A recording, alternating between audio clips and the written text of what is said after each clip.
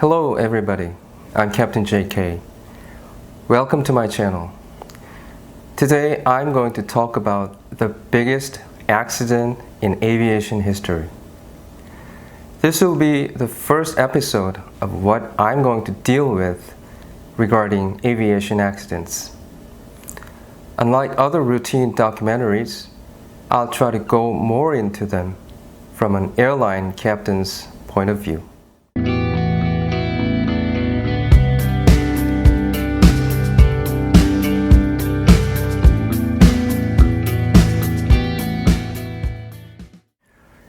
Tenerife is one of the 7 Canarian islands in Spain.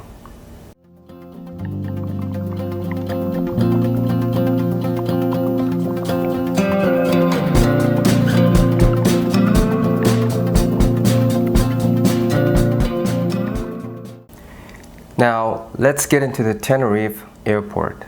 Precisely, its name at the time was Tenerife Los Rodeos Airport. For those who are involved in airline business, I guess you have already heard about or got an education in your company concerning this accident. So I don't want to focus on the accident itself today. I just want to talk more about the things submerged in the background that may not have been included in the education materials. Having said that, I think I should introduce roughly what happened for those who don't know about this accident. In 1977, March 27th, there was 2 Boeing 747 jumbo jets sitting on a small airport in Tenerife Island. One was KLM flight 4805 from Amsterdam, Netherlands. The other one was PanAm 1736 all the way from Los Angeles, USA. On account of diverted airplanes on that day, taxiway there was unavailable for taxiing. So, KLM's 747 was first taxiing down on runway 30 for takeoff. And since the PanAm was number 2 for takeoff, they were instructed to follow the KLM on the same runway, which was very unusual. At the moment KLM finished taxiing and 180 degrees turn for takeoff, PanAm was still taxiing on that runway. They were supposed to exit the runway through the 3rd taxiway so that the KLM could take off meanwhile. But due to thick fog, they somehow missed the assigned exit and still trying to find it. ATC issued departure and route clearance to the KLM pilots, but it was never a permission for takeoff. Strangely, KLM's captain started his takeoff without permission while PanAm was still on the runway. 5:06 and 45 seconds. The PanAm co-pilot looks out of the window and is horrified by what he sees. The 300,000 kilogram KLM Jumbo is heading straight towards him. The PanAm has 394 passengers and crew on board. Their only chance is to get out of the way as quickly as possible. PanAm's Captain Grubbs forces the engines to full throttle. He tries to move the 747 out of the way.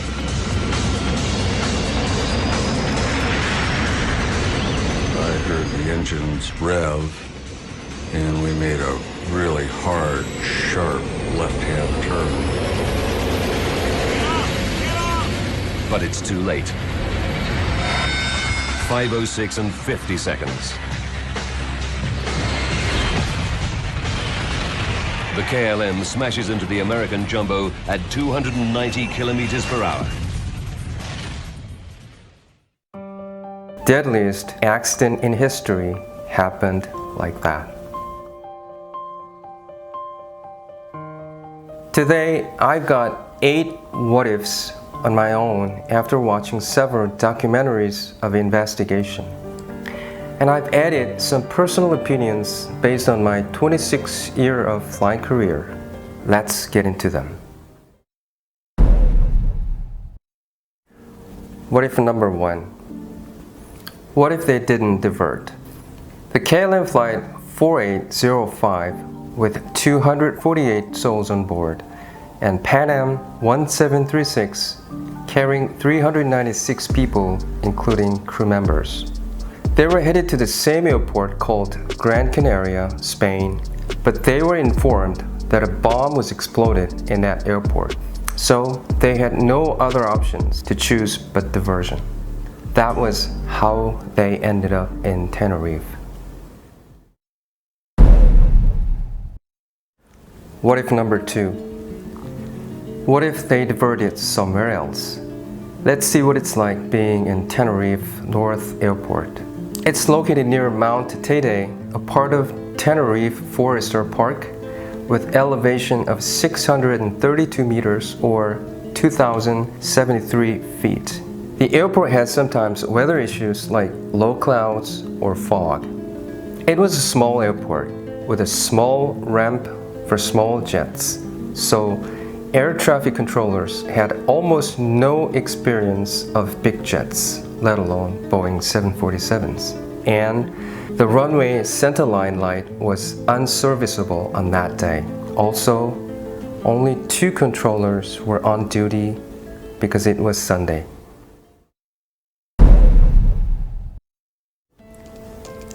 What if number 3? What if there wasn't a long delay, like more than 3.5 hours? The bomb in Gran Canaria was actually cleared about an hour after KLM diverted to Tenerife. But in an attempt to search more bombs in the airport, the Spanish authorities caught them on the ground for another 2.5 hours. Meanwhile, KLM's captain requested refueling of 100,000 pounds of fuel, which was roughly 45 tons. Weather was perfectly fine when they diverted, but during this delay, the airport turned into a completely different spot.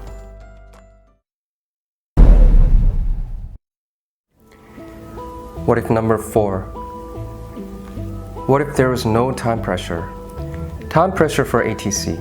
They had 2 Boeing 747 to taxi on the same runway at the same time because they noticed that the weather was getting worse so quickly. In that sense, it might have been time critical for them. For KLM, the captain was worried about crew duty time being expired. They were supposed to take passengers from Gran Canaria back to Amsterdam. So he was eager to leave Tenerife as earlier as possible, which led him to hurry for takeoff even without permission from ATC. What if number 5? Ambiguous radio calls. ATC gave a taxi instruction to PanAm like taxi into the runway and leave the runway 3rd to your left. As a pilot, I think the ATC should have been more precise rather by referring its exact name like Charlie 3, C3. We pilots call C Charlie. I can imagine how hard it would be to find a taxiway in that weather condition, and even the airport was not familiar to them. KLM was given the route clearance at takeoff position, and first officer read it back, and at the end, he mumbled. It was either we are at takeoff or we are taking off. The former means we are ready to go, like this. Whereas the latter means we are actually doing our takeoff procedure. Despite the thorough investigation of the black box, what he actually said at the time was not clearly revealed. Anyway, because of his needless, ambiguous statement, both ATC and PanAm pilots were confused. And right after he said that, KLM's captain started his takeoff. What if number 6? Bad timing. This could have been the very final shield to prevent this accident from happening. A few seconds after KLM co-pilot said that, ATC pressed the radio key to say something very important. But that transmission was not audible to KLM pilots. Because PanAm pilots also felt something wrong and pushed the mic key at the same time as ATC did. Radio jamming. We pilots call it like that. When that happens, everyone on the same frequency can only hear the strange noise like What ATC actually said during the radio jamming was, "Stand by for takeoff, I'll call you back," to KLM pilots. And the PanAm pilots was saying, "We are still on the runway." But the KLM pilots were not able to hear either one of them. What if number 7? Procedural failures. ATC. Controllers at this airport were not used to such a big jet like 747. So they got PanAm to turn off the runway at C3 taxiway, where the pilots had to make almost 140 degrees turn. This instruction actually made the PanAm pilots confused while taxiing. PanAm. Seeing the script of the black box, they were not fully concentrated on finding their assigned exit. They should have been more serious instead of American people saying uno, dos, tres for the fun of it. KLM. Captain just took off without permission. It goes without saying that this is the most decisive cause. And the other two crews, they should have been more assertive or even aggressive to stop the captain. The black box revealed that the flight engineer somehow barely heard the last transmission from either ATC or PanAm. He questioned to the captain like, "This is beating around the bush, not getting straight to the point." But anyway, the captain was so convincing and said, "Oh yes."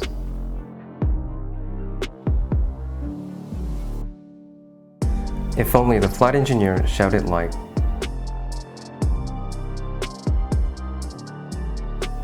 the captain of KLM was a chief flight instructor at the time, and he got more than 11,700 hours for 27 years, which means he was very experienced and highly ranked captain in their hierarchy. It is just that there is a power distance somehow, not only in Asia, but also in Western countries. Here, I want to ask myself, and you as well, the more experienced a captain is, the safer the flight would be? Well, my answer is not likely.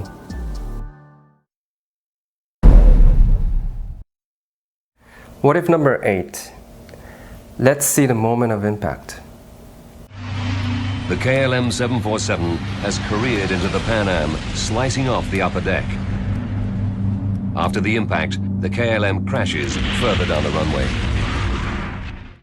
KLM's captain tried to force the airplane lifted as soon as he saw the PanAm.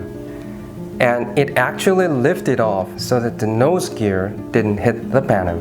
But it was not as high as the engines and landing gears were all cleared as well. Which means if there had been more space, merely of 10 meters or 30 feet, they could have gone safe. Okay, here's something like goosebumps stuff. Didn't you have anything weird about the KLM's captain putting that much of fuel? It was 100,000 pounds. I googled how much fuel Boeing 747 normally burns. It burns about 23,000 pounds or 10 to 11 tons roughly per hour during cruise. I was wondering why he did that in order to take only 25-minute trip to Gran Canaria. Like I mentioned earlier, KLM's captain was hugely pressed for time. While being stuck in Tenerife, he just wanted to save some time for refueling at Gran Canaria for the flight back to Amsterdam. If he put just the amount of fuel required for that short trip, they must have been lighter, then the takeoff distance would have been shortened, and the climb performance could have been better. Then what?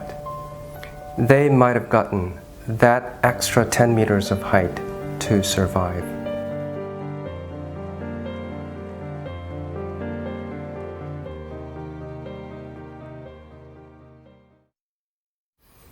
I thought about something. If I was first officer in that KLM flight, would I have done something differently?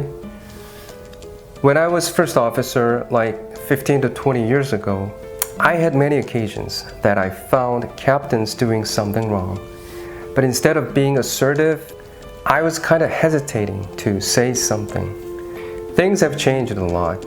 I believe most of the captains now are different. Every now and then, when I first meet a first officer, I ask him to be free to say anything about me doing something not right. You just saw that 3 men in the KLM cockpit were not able to prevent the deadliest accident from happening. And now, how many crew do we have in the cockpit? Captains, we're just one of human beings. We make a lot of mistakes. Please use 100% of your most valuable asset in the cockpit.